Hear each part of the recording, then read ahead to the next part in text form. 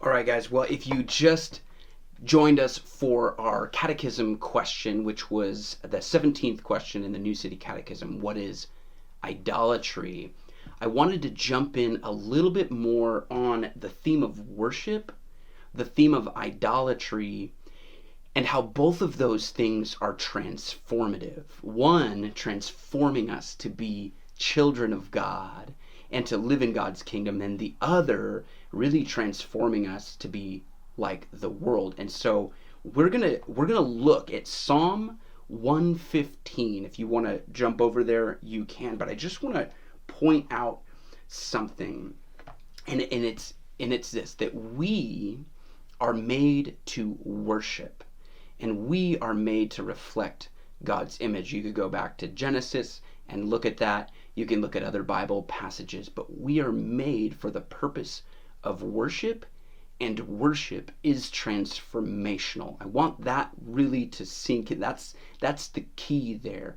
We're made to worship, and worship is transformational. So let's look at Psalm 115. Listen to this. It gets kind of spicy, so I kind of like this. Okay, so the psalmist is writing, "Not us, O Lord, not us, but to your name give glory, because of your loving kindness, because of your truth.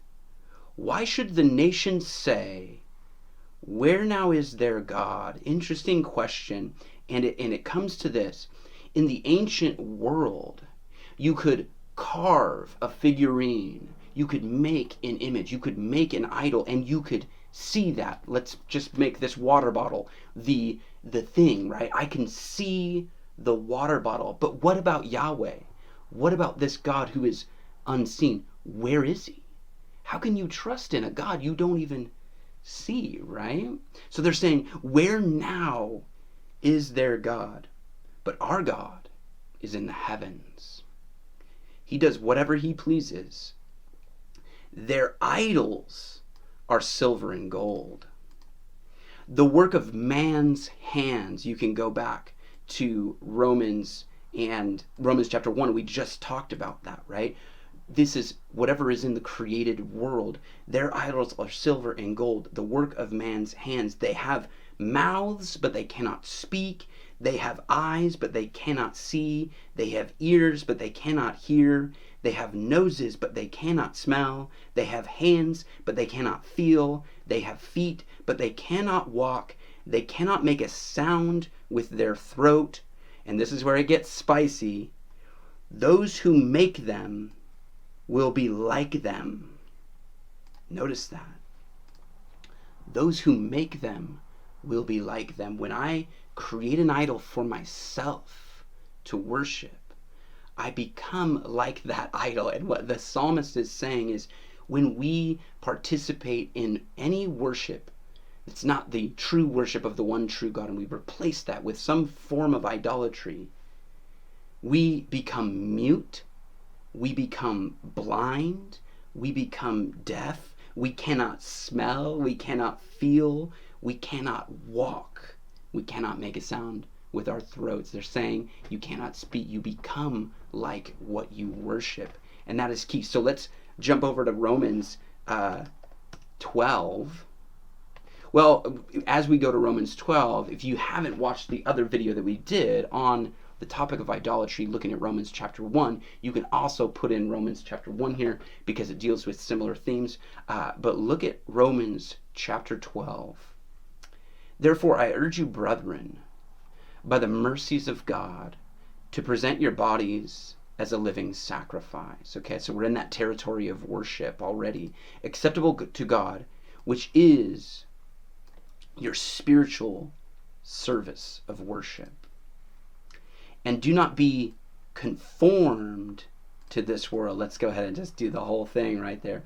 "Do not be conformed to this world," like the idols conforming people to that form, "but be transformed by the renewing of your mind." Okay, I gotta go back to Romans 1 there, because we notice that when we replace the worship of God with anything in the created world, there is this degradation that takes place, and you see it. Let's just jump back there. You see that there's this degradation, not a transformation, not a true transformation, but like a degradation to a depraved mind, to degrading passions, to the lust of the heart. And that's what we see in Romans 12.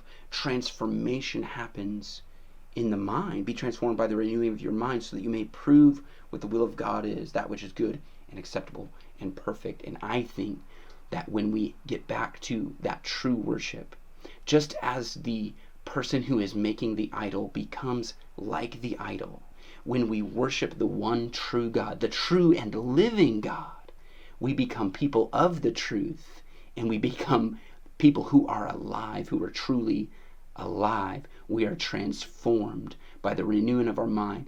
Our heart and our passions are also transformed. So I hope that that is an encouragement for you guys, because that is incredible, and it's where I place my hope. This world is, getting you down or anything like that. It certainly does me at times. And then I come back to this place of, man, God is renewing me and transforming me. And when I fail to give him honor and praise and worship, when I fail to put God in his proper place in my life, that's when I see degradation happening. That's when I see falling into sin. That's when I see losing hope, and things like that. But it's amazing when we put God in his place, in the transformation that does happen in our lives, in the lives of our family, in the lives of our communities, in our nation, and in our world. I mean, outside of the gospel of Jesus Christ, there is no hope for this world, right? And so be transformed by that. And let's just be people who worship the one true God. And I look forward to hearing your thoughts, comments, and all that in this video. And I look forward to being with you in the next one.